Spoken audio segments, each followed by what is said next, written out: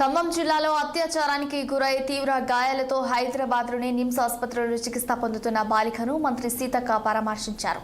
బాలిక ఆరోగ్య పరిస్థితిని అడిగి తెలుసుకుని కుటుంబ సభ్యులకు ధైర్యం చెప్పారు. బాధితురాలికి ప్రభుత్వం అండగా ఉంటుందని, అవసరమైన అన్ని విధాలా ఆదుకుంటుందనేసి భరోసా ఇచ్చారు. బాలిక ఆరోగ్య పరిస్థితిపై నిమ్స్ వైద్యులతో మంత్రి చర్చించారు. ప్రస్తుతం బాలికకు నిపుణులైన వైద్యుల పర్యవేక్షణలో మెరుగైన చికిత్స అందుతుందని, ఆమె పూర్తిగా కోలుకునే వరకు ఆసుపత్రిలోనే ఉంచి నాణ్యమైన వైద్య సేవలు అందిస్తామని స్పష్టం చేశారు. ఇక బాధిత కుటుంబానికి ప్రభుత్వం తరపున 5 లక్షల ఆర్థిక సహాయాన్ని మంజూరు చేస్తున్నట్లు మంత్రి ప్రకటించారు. ఇప్పటికే తన ఆధ్వర్యంలో 70,000 సహాయాన్ని కుటుంబానికి అందజేశారు.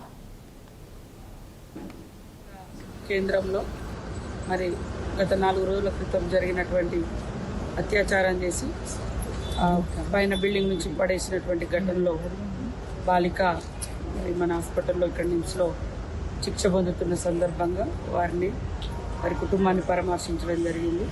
అదేవిధంగా అమ్మాయి యొక్క ఆరోగ్య విషయాలు కూడా తెలుసుకోవడం జరిగింది. బాలికతో కూడా మాట్లాడి ధైర్యం చెప్పడం జరిగింది. అంటే ఫస్ట్ రోజు మనకు నార్మల్గా స్లాబ్ పై నుంచి పడిందని తెలిసింది. కానీ తర్వాత స్ప్రోలోకి వచ్చిన తర్వాత ఆ దుర్మార్గుడు ఒక పెద్ద ఏజ్ కాబట్టి కుటుంబం కూడా నమ్మింది తాతగా అనే ఉద్దేశం, తాత ఏజ్లో ఉండడని. కానీ ఇంత దుర్మార్గంగా అత్యాచారం చేసి పైనుంచి పడేసి చంపే ప్రయత్నం చేసిండు అనేది ఇప్పుడు మనకు అర్థమవుతుంది. కాబట్టి ఆ మరుక్షణం నుంచే ఖమ్మం సిపి గారు, కలెక్టర్ గారు, అదేవిధంగా అక్కడ మంత్రులు పొంగులేటి గారు, తుమ్మల గారు కూడా ఎప్పటికప్పుడు ఫాలోఅప్ చేసి మరి అమ్మాయిని మంచి ట్రీట్మెంట్ కోసం ఇక్కడికి నిమ్స్ దాకా పంపించడం జరిగింది.